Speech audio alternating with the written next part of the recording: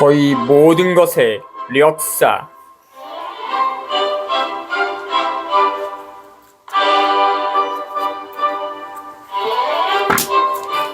제12장 움직이는 지구.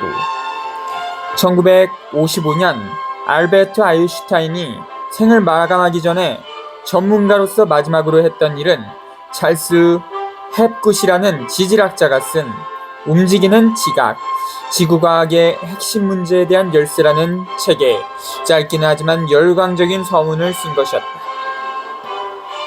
헵굿의 책은 대륙들이 움직이고 있다는 주장을 단호하게 부정한 것이었다. 그와 의견을 같이 할 수 있는 사람들만이 따라 읽을 수 있도록 쓴 책을 통해서 그는 몇몇 멍청한 사람들이 일부 대륙들의 모양이 일치하는 것처럼 보인다는 사실에 관심을 가지는 모양이라고 지적했다. 그는 그러한 사람들이 남아메리카가 아프리카와 맞추어지는 것처럼 보이고 대서양의 양쪽 해안의 암석층들이 서로 일치한다고 주장하기도 한다고 비난했다. 실제로 그런 것처럼 보이는데, 헵굿은 지질학자였던 K.E. 캐스터와 J.C. 맨데스가 대서양의 양쪽을 집중적으로 연구해서 그런 유사성이 없다는 사실을 분명하게 밝혔다면서 그런 주장을 단호하게 부정했다. 그러나 대서양의 양쪽에서 발견되는 암석층들이 아주 비슷한 정도가 아니라 정확하게 일치한다는 사실을 고려하면 캐스터와 맨데스가 정말 무엇을 살펴보았는지는 아무도 알 수가 없다. 그러나 그것은 헵굿을 비롯한 당시의 지질학자들만의 주장이 아니었다. 헵굿이 언급했던 이론은 1908년에 프랭크 버슬리 텔러라는 미국의 아마추어 지질학자가 처음 주장했던 것이었다. 텔러는 부유한 집안 출신이었기 때문에 학계의 간섭을 받지 않고 자신이 원하는 것을 마음대로 연구할 수가 있었다.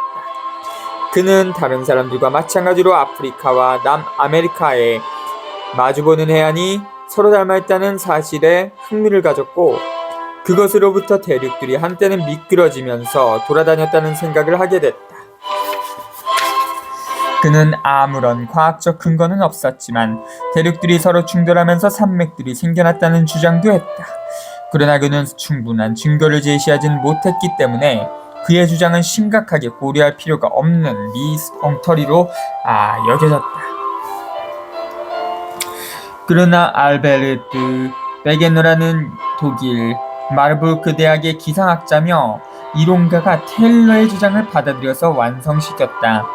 베게너는 여러 가지 식물과 화석의 특이점들이 당시에 인정되는 지구 역사의 포진 모양에 잘 맞지도 않아서 도저히 해석할 수 없다는 사실을 깨달았다. 그는 유대류들이 어떻게 남아메리카에서 오스트레일리아로 옮겨갔을까에 대해서 궁금하게 생각했다. 스칸디나비아와 뉴 잉글랜드 지방의 똑같은 종류의 달팽이가 살게 된 이유는 무엇일까? 노르웨이에서 북쪽으로 640km나 떨어진 스피츠베르겐과 같은 얼어붙은 지역의 석탄층과 아열대 유물들은 따뜻한 기후였던 곳에서 그곳으로 옮겨가지 않았다면 도대체 어떻게 설명할 수 있을까? 베게너는 세계의 대륙들이 한때는 판게아라고 부르는 하나의 대륙이었기 때문에 식물과 동물들이 서로 섞일 수 있었고 그 후에 대륙들이 서로 떨어져서 지금의 위치로 움직여갔다는 이론을 정립했다. 저도 그런 것 같아요. 그는 그런 주장을 모아서 1912년에 독일에서 대륙과 태양의 기원이라는 책으로 발간했다. 그는 제1차 세계대전에도 불구하고 3년 후에 이 책을 영문으로도 발간했다. 베게너의 이론은 전쟁 때문에 관심을 끌지 못했지만 1920년에 일부를 개정하고 보완한 책을 다시 발간했을 때에는 곧바로 논쟁의 대상이 되었다. 대륙이 움직인다는 사실은 모두가 인정했지만 옆으로가 아니라 아래 위로 움직인다고 생각했었다. 지각평형설이라고 알려졌던 수직운동이 일어나는 이유와 구체적인 방법에 대한 적당한理論은 없었지만 그런 생각은 몇 세대에 걸쳐서 전해져 왔던 지질학 이론의 기초였다.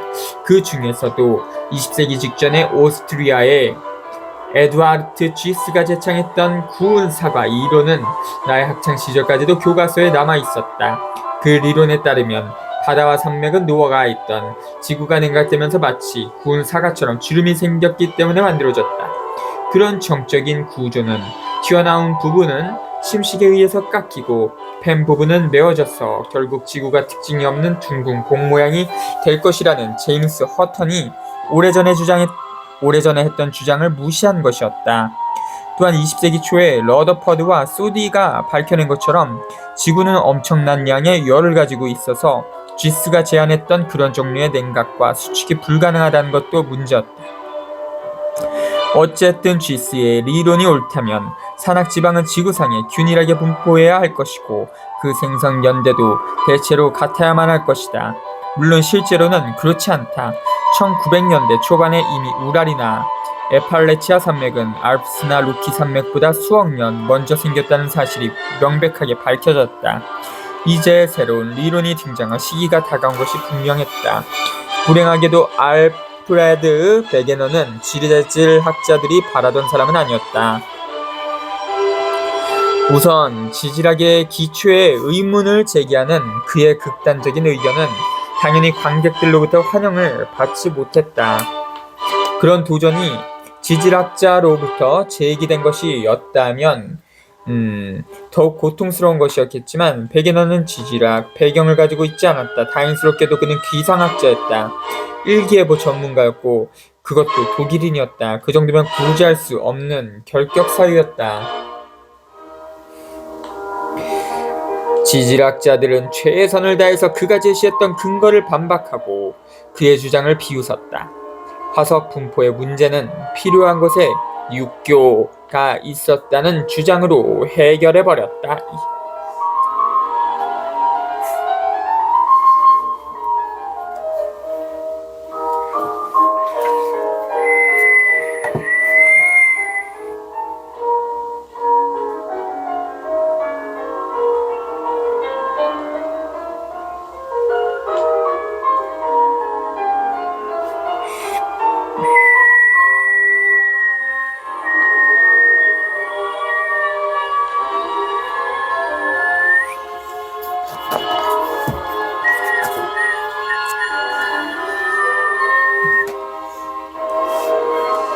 거의 같은 시기에 히파리온이라는 고대 말이 프랑스와 플로리다에 살고 있었다는 사실이 밝혀졌을 때는 대서양을 가로질러서 육교를 그려 넣었다.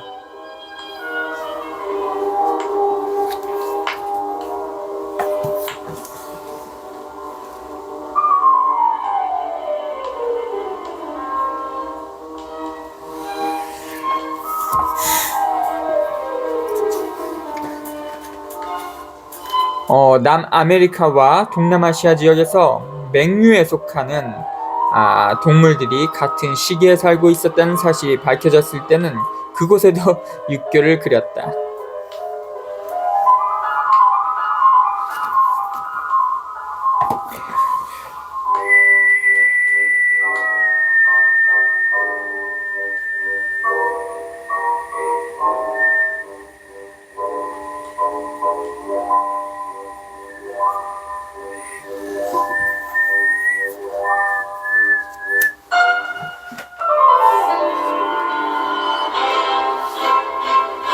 결국 선사시대의 바다는 대부분 북아메리카와 유럽, 브라질과 아프리카, 동남아시아와 오스트레일리아, 그리고 오스트레일리아와 남극 대륙 등을 잇는 가상적인 육교로 채워져 버렸다. 생물종들이 이동했다고 주장할 필요가 생기면 덩굴선 같은 연결선들은 아무렇게나 그려 넣었다가 아무 흔적도 없이 지워버리기도 했다. 물론 그런 육교의 존재를 밝혀줄 실질적인 근거는 아무것도 없었다. 그보다도 엉터리일 수가 없었음에도 불구하고 지질학자들은 반세기 동안 그런 독선에 빠져 있었다.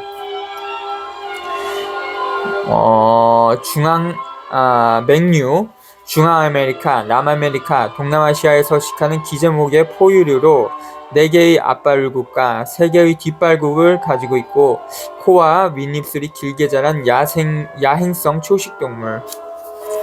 그러나 그런 육교를 이용하더라도 설명할 수 없었던 문제들이 있었다. 유럽에서 잘 알려진 삼엽충의 일종이 뉴펀들랜드에서도 발견됐는데 섬의 한쪽 부분에서만 발견됐다. 3,000km가 넘는 험한 대양을 건너갈 수 있었던 삼엽충이 어떻게 폭이 300km에 불과한 섬의 반대쪽으로 퍼져가지 못했는가를 설득력 있게 설명할 수가 없었다. 유럽과 북아메리카의 태평양 북서 해안에서만 발견된 또 다른 삼엽충의 일종은 더욱 고약한 경우였다. 그 중간 지역에서는 발견되지 않는 것으로 보면 육교가 아니라 고가 횡단 도로가 필요했다. 그럼에도 불구하고 1964년에 브리타니커 백과사전마저도 두 주장 중에서 심각한理論적 문제를 가지고 있는 것은 베게노의 것이라고 지적했다. 정확하게 말하자면 베게노에게도 실수가 있었다. 그는 그린란드가 매년 1.6km씩 서쪽으로 움직이고 있다고 주장했지만 그런 주장은 분명히 말도 안 되는 것이었다. 실제로는 1cm 정도 움직인다. 무엇보다도 그는 대륙이 어떤 이유로 움직이게 되는가에 대한 확실한 설명을 하지 못했다. 그의理論을 믿으려면 거대한 대륙이 쟁기가 밭을 갈듯이 단단한 지각을 따라서 움직이면서도 아무런 골을 만들지 않는다는 이상한 설명을 인정해야만 했다. 당시에 알려진 사실만으로는 그러한 거대한 움직임을 일으킬 수 있는 원인을 제대로 설명할 수가 없었다. 그러한 문제를 해결한 사람은 지구의 나이를 알아내는 일에 많은 기여를 했던 영국의 지질학자 아서 홈스였다.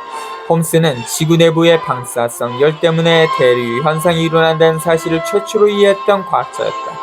이론적으로는 그런 대류가 지표면의 대륙을 옆으로 미끄러지도록 만들 정도로 충분히 클 수가 있다.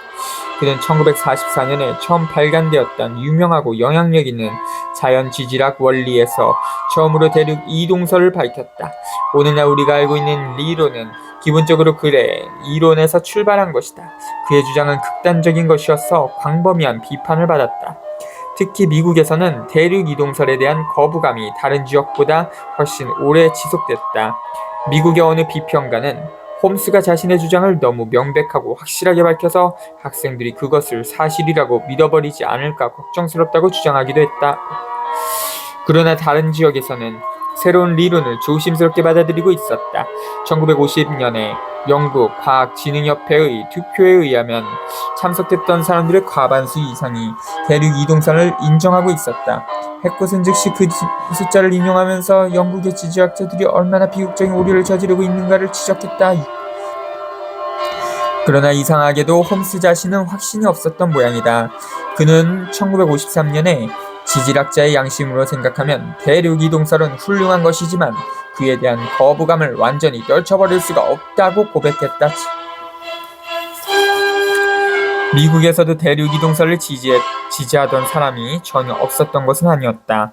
하버드의 레지널드 달리가 지지를 했지만 앞에서 설명했듯이 그는 달이 우주의 충돌에 의해서 만들어졌다고 엉터리로 주장했던 사람이었다.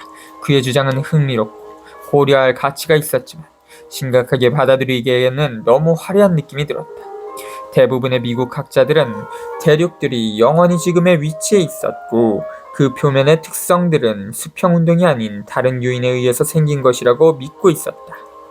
그러나 흥미롭게도 석유회사에서 일하는 지질학자들은 석유를 찾아내려면 정확하게 판구조론에 나오면 표면 운동을 인정해야만 한다는 사실을 오래전부터 알고 있었다. 그러나 석유회사의 지질학자들은 석유를 찾아내는 일에만 관심이 있었고 학술적인 논문을 쓰는 일에는 흥미가 없었다.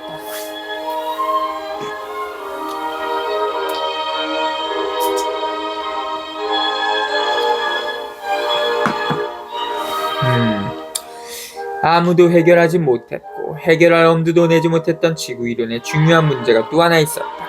도대체 그 많은 양의 퇴적물들이 모두 어디로 갔는가라는 것이었다. 매년 지구의 강들은 5억 톤의 칼슘을 비롯해서 엄청난 양의 침식물을 바다로 흘려보낸다. 퇴적의 속도에 그런 퇴적 작용이 계속됐던 기간을 곱하면 바다 밑에 있는 퇴적층의 높이가 대략 20km나 된다는 믿을 수 없는 숫자가 얻어진다. 다시 말해서 지금쯤이면 바다 밑이 해수면보다 훨씬 높은 곳까지 솟아있어야만 한다는 뜻이 된다. 과학자들은 이런 역설적인 문제를 가장 간단한 방법으로 해결해왔다. 단순히 무시해버렸던 것이다. 그렇지만 결국은 더 이상 무시할 수 없는 상황에 다다르고 말았다. 제2차 세계대전 중에 프린스턴 대학의 해리 헤스라는 광물학자가 케이프 존스호라는 공격용 수송선의 책임자로 임명됐다. 이 배에는 해안에 상륙하는 과정에 도움이 될 음향 측심기라는 최신형 수신 측정 장치가 설치되어 있었다. 그 장치가 과학적인 목적으로도 유용할 것이라는 사실을 깨달았던 헤스는 바다 한가운데에 있을 때는 물론이고 전투 중에도 그 기계를 절대 끄지 않고 놔두었다. 그가 얻은 결과는 전혀 상상하지 못했던 것이었다. 만약 모든 사람들이 믿었던 것처럼 바다 밑바닥이 오래전에 만들어진 것이라면 강이나 호수의 바닥에 쌓인 진흙처럼 바다 밑에도 두꺼운 퇴적층이 쌓여 있어야만 했다. 그러나 헤스의 측정 결과는 오래된 퇴적층이 멋진 굴곡을 이루고 있을 것이라는 기대와는 전혀 다른 것이었다. 거의 모든 곳이 깊은 계곡, 협곡, 크레바스로 가득했고 곳곳에 아놀드 기호라는 프린스턴의 옛 지질학자의 이름을 따서 기호라고 부르는 화산 활동으로 만들어진 산들이 널려 있었다. 모든 것들이 수수께끼였지만 전쟁의 임무를 수행해야 했던 헤스는 그런 생각들을 가슴에 묻어두어야만 했다. 전쟁이 끝난 후에 프린스턴으로 돌아온 헤스는 강의에 바쁜 중에도 언제나 바다 밑의 신비를 잊지 못했다. 한편 1950년대 해양학자들은 바다 밑에 대한 더욱 복잡한 탐사를 계속했다. 그런 과정에서 그들은 더욱 놀라운 사실을 발견했다. 지구에서 가장 크고 거대한 산맥은 대부분이 바다 밑에 있었던 것이다. 그런 산맥들이 마치 야구공의 실밥처럼 전 세계의 바다 밑을 따라 연속적으로 이어져 있었다. 그런 산맥은 아이슬란드에 시작해서 대서양의 한가운데까지 이어지고 아프리카의 아래쪽을 돌아서 인도양과 남대양을 지나서 오스트레일리아의 아래쪽을 돌아서 멕시코 북부의 바하 칼리포르니아를 향해 태평양을 건너다가 갑자기 미국의 서해안을 지나 알래스카로 이어진다. 대서양의 아조레스나 카나리아 제도 또는 태평양의 하와이와 같은 섬이나 군도들은 해저 산맥 중에 높은 봉우리가 수면 위로 올라와서 만들어진 것이다. 그러나 해저 산맥의 대부분은 몇천 길의 소금물 속에 잠겨서 아무에게도 알려지지 않은 채 있었다. 가지친 부분까지 모두 합치면 그 길이는 무려 7만 5천 킬로미터에 이른다.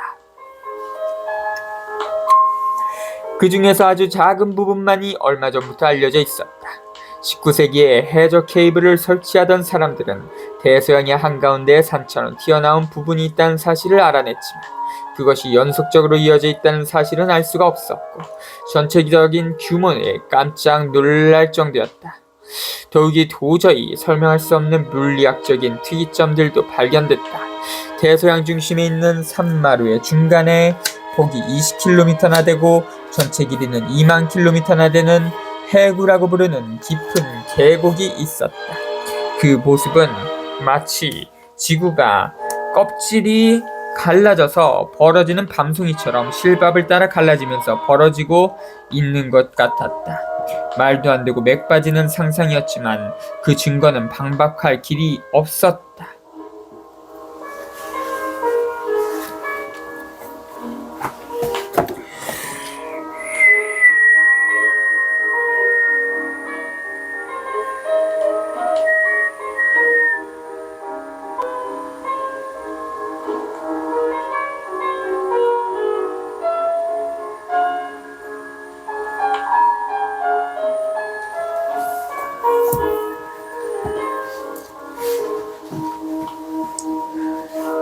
그 후 1960년에 이루어진 시추 샘플에 의해서 대서양의 해저 산맥은 상당히 최근에 생긴 것이고 그곳으로부터 동쪽이나 서쪽으로 갈수록 점점 더 오래전에 만들어졌다는 사실이 밝혀졌다. 그런 정보를 입수한 해리 헤스는 단 한 가지 설명이 가능하다는 사실을 깨달았다. 바다 밑에서 해저 산맥을 중심으로 양쪽으로 새로운 지각이 만들어지고 있고 그 전에 만들어진 지각은 새로 만들어지는 지각에 의해서 양쪽으로 밀려나고 있다는 것이다. 대서양의 바닥은 결국 지각을 북아메리카 쪽으로 옮겨주는 컨베이어 벨트와 지각을 유럽 쪽으로 이동시키는 컨베이어 벨트의 두 대형 컨베이어 벨트로 구성되어 있는 셈이다. 이런 과정은 해저 확장설이라고 알려지게 됐다.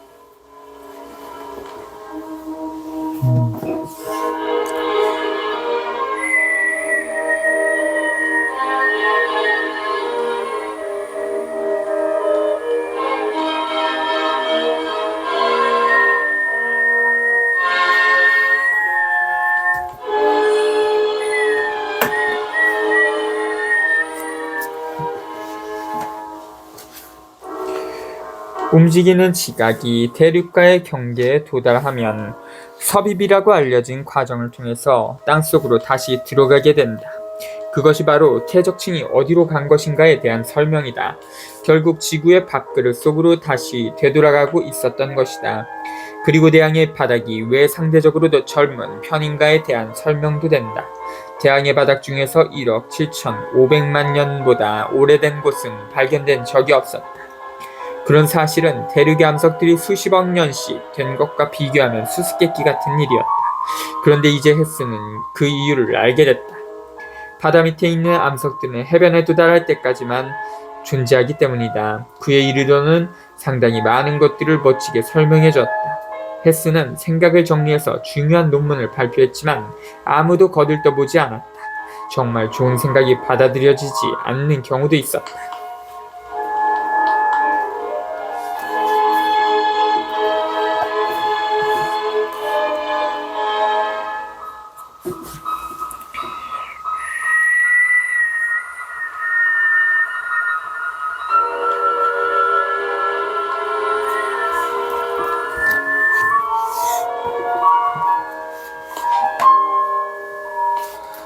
한편 서로 독립적으로 연구를 하던 두 사람이 이미 수십 년 전에 발견되었던 현상으로부터 지구 역사에 대한 이상한 사실을 알아내고 있었다. 1906년에 베르나르 브리네라는 프랑스의 물리학자는 지구의 자기장이 가끔씩 방향을 바꾸고 그런 사실이 당시에 만들어진 암석에 영원히 기록된다는 사실을 발견했다.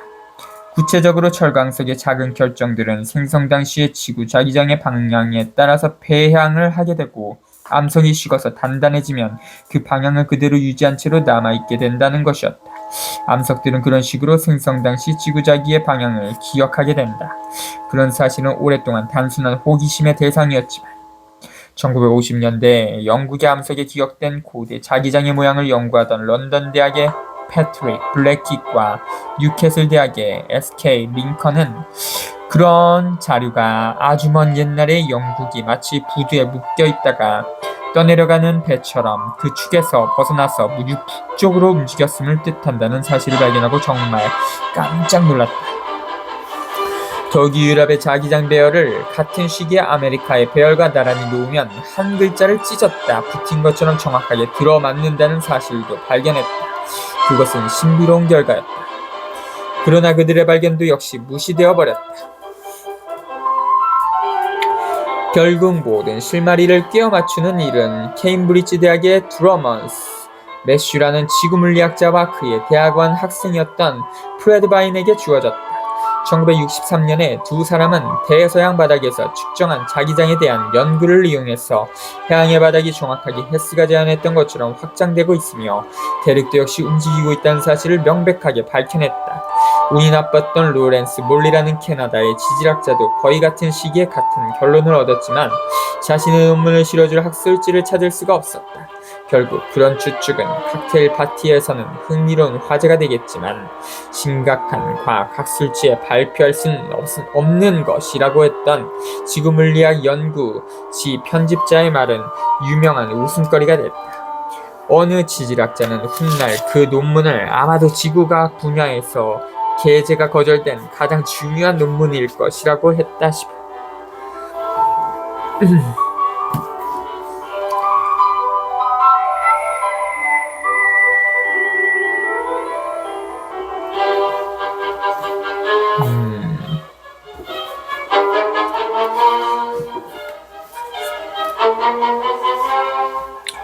어쨌든 움직이는 지각이라는 생각이 받아들여질 때가 온 셈이다.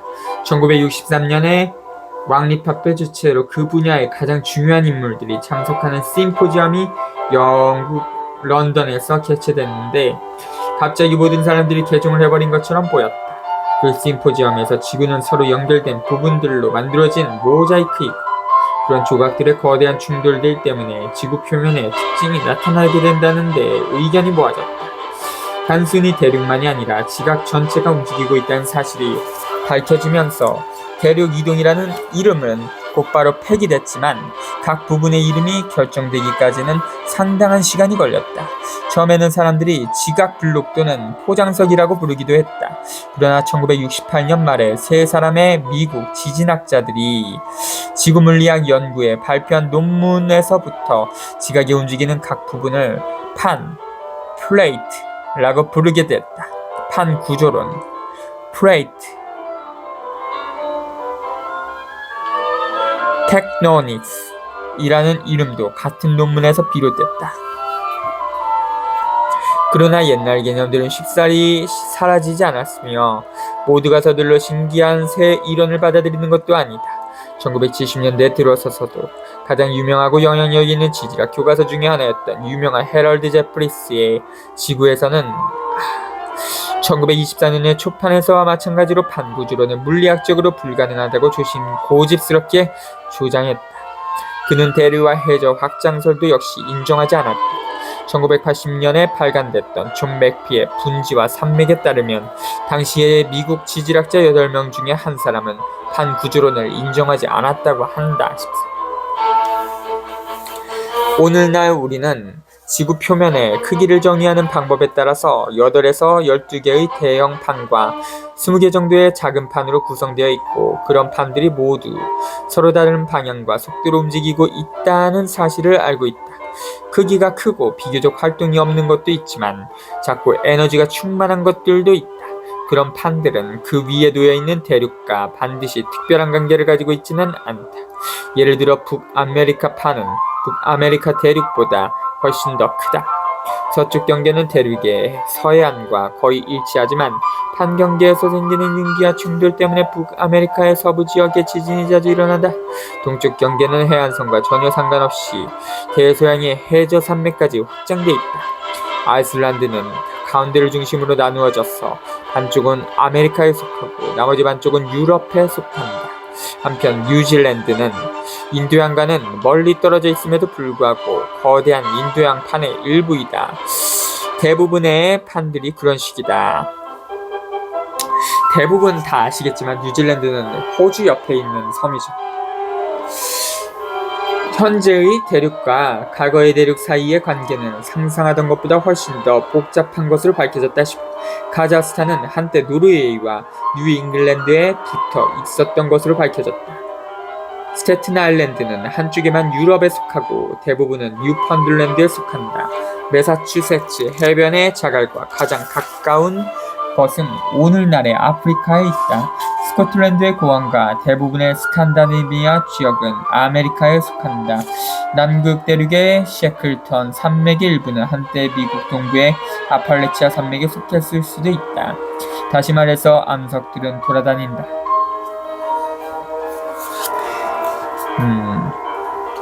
끊임없이 일어나는 변화 때문에 판들이 하나의 거대하고 정지된 판으로 뭉쳐지지는 못한다. 모든 것이 현재와 같은 식으로 계속된다면 대서양은 결국 태평양보다 훨씬 커질 때까지 확대될 것이다. 캘리포니아의 대부분은 떨어져 나가서 태평양의 마다가스카르처럼 될 것이다. 아프리카가 북쪽으로 밀려 올라가서 유럽에 붙게 되면 지중해는 사라져버리고 파리에서 캘코타에 이르는 지역에는 히말라야와 같은 거대한 산맥이 솟아오르게 될 것이다. 오스트레일리아는 북쪽에 있는 섬들을 모두 삼켜버린 후에 태출 같은 해협을 통해서 아시아와 연결될 것이다. 이것은 미래에 일어날 변화가 아니라 미래의 결과일 뿐이다. 변화는 현재 일어나고 있다. 지금 우리가 살고 있는 대륙들은 연못에 떠있는 나뭇잎처럼 떠다니고 있다. 지구위치 파악 시스템 GPS 덕분에 우리는 유럽과 북아메리카가 달팽이와 같은 속도로 서로 멀어지고 있다는 사실을 알아낼 수 있다. 사람의 평균 일생 동안 대략 2m 정도씩 멀어지고 있다. 충분히 오래 기다린다면 움직이는 대륙을 타고 로스앤젤레스에서 샌프란시스코까지도 갈 수 있다. 우리가 그런 변화를 실감하지 못하는 것은 우리의 수명이 너무 짧기 때문이다. 지구에서 지금 볼 수 있는 모습은 지구 역사의 0.1%에 해당하는 기간에 만들어진 대륙들의 스냅 사진에 불과할 뿐이다. GPS, 미국 국방성에서 1978년부터 구축한 시스템으로 4개의 인공위성으로부터 수신한 신호의 시차를 근거로 경도와 위도 그리고 고도를 알아낼 수 있다. 지구는 암석으로 된 행성들 중에서 유일하게 판 구조를 가지고 있다. 지구가 그런지 구조를 가지게 된 이유는 분명하게 밝혀져 있지 않다. 금성은 크기나 밀도가 지구와 거의 같은데도 불구하고 판 구조를 가지고 있지 않은 것으로 보아서 지구의 크기나 밀도 때문에 그런 것이 아니라는 사실은 분명하다. 비록理論적인 추정에 불과하긴 하지만 판 구조는 지구의 생명체가 살아가는 데 매우 중요한 역할을 하는 것으로 보인다 싶다. 물리학자이면서 과학 저술가인 제임스 프레필에 의하면 지질학적 판들의 연속적인 움직임이 지구 생명체의 발달에 영향을 미치지 않았다고 믿긴 어렵다. 그는 예를 들어서 판 구조에 의해서 나타나는 기후의 변화를 비롯한 변화들이 생물의 지능을 발달시킨 중요한 요인일 것이라고 제안했다. 지구에서 일어났던 몇 차례의 멸종사태 중에서 일부는 대륙의 이동 때문이었을 것이라고 주장하는 사람들도 있다. 2002년 11월에 영국 케임브리지 대학의 토니 딕스는 사이언스에 발표한 논문에서 암석의 역사와 생명체의 역사 사이에 깊은 관계가 있을 것이라고 강하게 주장했다. 딕슨이 발견했던 것은 지난 5억 년 동안의 바닷물의 화학적 조성이 갑자기 크게 변했던 적이 있었고, 그런 변화가 일어났던 시기들은 대부분 생물학사의 중요한 사건들과 관계가 있다는 것이다. 작은 생물들이 엄청나게 번성해서 영국 남부 해안의 흰색 암석으로 된 절벽들이 만들어졌던 일과 캄브리아기의 해양생물 중에서 조개류가 번성했던 일 등이 그런 예이다. 가끔씩 바닷물의 화학적 조성이 크게 바뀌는 정확한 이유는 알 수 없지만 해저 산맥이 열리고 닫혔던 것이 영향을 미쳤을 것은 분명하다. 18.